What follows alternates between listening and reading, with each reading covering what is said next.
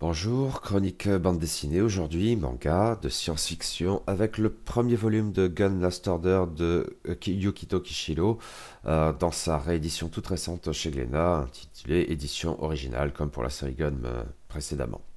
Le titre original est Ganmo Last Order, c'est traduit depuis le japonais par David Deleuil, publié donc chez Glénat dans la collection Seinen Manga. La BD originellement date de 2000-2011 a priori pour la publication en volume, 2018 pour cette réédition française, dans une nouvelle traduction a priori, et ça fait dans les 330 pages.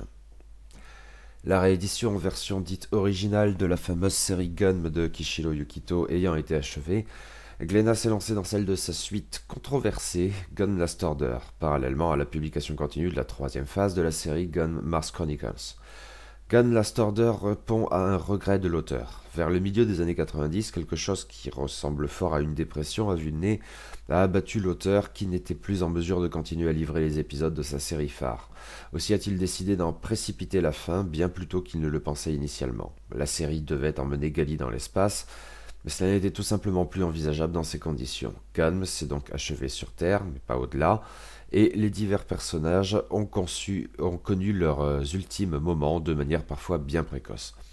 On a vu tout cela dans le dernier tome de la série originelle, soit le 9e, mais Kishiro Yukito n'était vraiment pas satisfait de cette fin improvisée et précipitée. Quelques années plus tard, au tournant du millénaire, après une expérience vidéoludique qu'il a confirmée dans cette voie, l'auteur propose de livrer la vraie fin de la série, projet qui tourne bientôt à la série à part entière, est finalement plus longue que la série originelle. La fin dans le tome 9 est invalidée, Gun Last Order n'en constitue pas une alternative sur le mode de l'Uchronie fictionnelle, elle est même invraisemblablement dilatée, la vraie fin, ainsi que l'auteur le martèle sans cesse, celle qui permettra enfin à Gali d'aller dans l'espace en quête d'elle-même.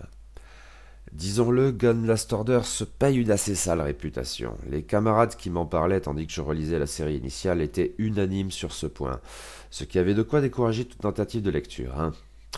Je me suis quand même lancé dans la lecture de ce premier tome par curiosité un peu perverse sans doute, mais aussi parce que le dossier consacré à Kishiro Yukito dans le numéro 8 d'Atom avançait que les premiers tomes, dans la continuité de la série originelle, étaient tout à fait honnêtes. À en croire ce dossier, les choses dégénéreraient progressivement, surtout à partir du moment où des vampires se mettraient de la partie, et j'en frémis d'avance. Je doute donc de poursuivre l'expérience bien loin. Tenons-nous-en donc à ce premier volume, qui annule donc la fin du tome 9 de Gun. Les dernières séquences validées sont celles où Destinova, le savant fou amateur de flanc qui a plus ou moins joué le rôle de Némésis pour Gali, ramasse les morceaux de la cyborg après une explosion. Les premières séquences de Gun Last Order alternent deux narrations. L'une voit Destinova associée à un jeune scientifique prometteur autant qu'ambitieux du nom de Jim Roscoe, reconstituer le corps de Gali, ou plus exactement lui en créer un autre, l'Imaginos, reposant sur des découvertes nanotechnologiques.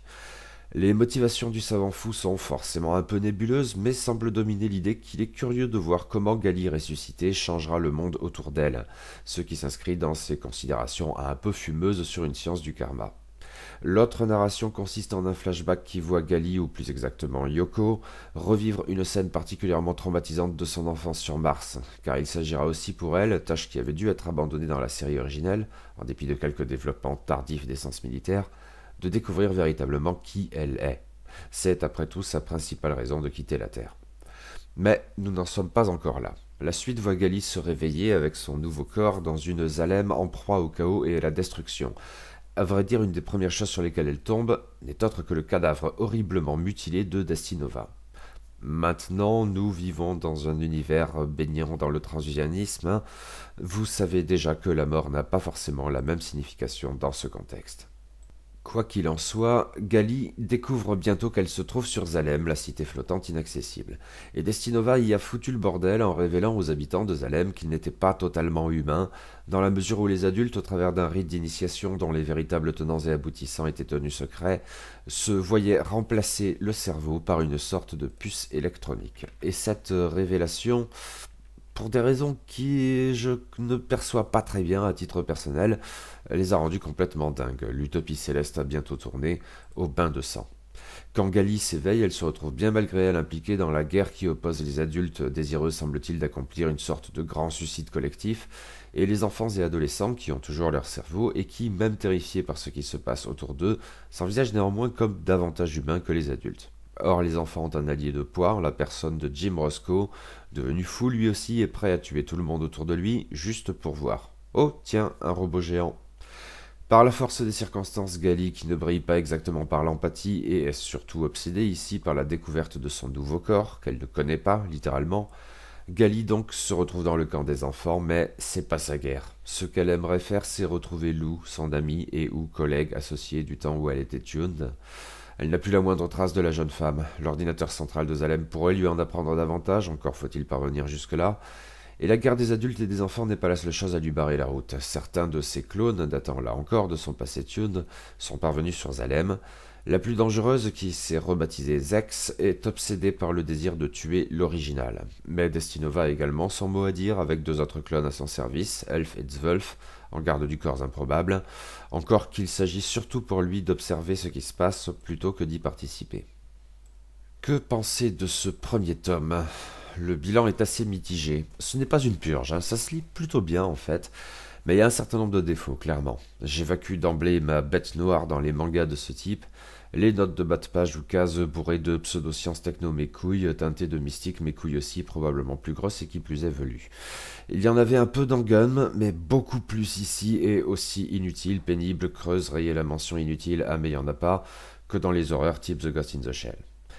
Les autres défauts sont probablement moins criants mais un peu déstabilisants quand même, parmi lesquels un dessin qui, en l'espace de quelques années à peine après la fausse conclusion de Gun, me paraît avoir perdu en personnalité, en âme, en précision aussi parfois. On reconnaît grosso merdo la patte de Kishiro Yukito, ça reste globalement d'un bon niveau, mais il y manque quelque chose. Notamment dans la représentation de Gali, plus fade, et le dynamisme mollasson des nombreux combats. Ceci étant, les autres personnages, Roscoe excepté en ce qui me concerne, bénéficient dans l'ensemble d'un caractère design assez soigné, tout particulièrement les trois ados qui restent tout le temps dans les pattes de Gali. J'avoue avoir un faible pour le gros connard de prof de sport moustachu aussi. Bon, sans que cette phrase était bizarre à écrire et prononcer. Les clones sont corrects, allez, y compris dans le fanservice kawaii des jumelles girly petit cœur Elf et Zwölf qu'on avouera rigolo aussi un peu navrant. Côté kawaii improbable, il faut d'ailleurs accorder une place particulière au flashback martien avec une petite Gali chibi invraisemblablement craquante dans un contexte parfaitement cauchemardesque. Et le scénario, du bon et du moins bon.